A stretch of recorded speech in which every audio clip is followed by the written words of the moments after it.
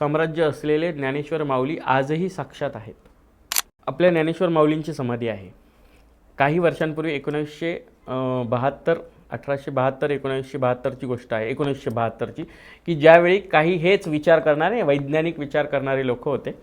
त्या वैज्ञानिक विचार करणाऱ्या लोकांना वाटलं की त्यावेळी त्यांनी काही ग्रुप्सनी एकत्र येऊन असं ठरवलं होतं की हे खोटं आहे. हो बरोबर बरोबर. हो, इथे कुठली समाधीच नाही आहे.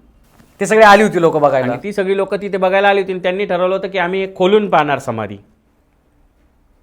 त्यावेळी आपल्या पुण्यातलेच होते भाऊसाहेब, त्यांनी मध्यस्थी केली आणि त्यांनी मध्यस्थी करून काही सायंटिस्ट लोक होते, एका सायंटिस्टला बोलवलं, मोठ्या सायंटिस्टला, आणि त्यांनी जेव्हा तिथे काही पॅरामीटर्स लावले, ज्याबद्दल मी मगाशी बोलले, त्या पॅरामीटर्स लावल्यानंतर सगळ्या प्रकारे टेस्टिंग केली गेली.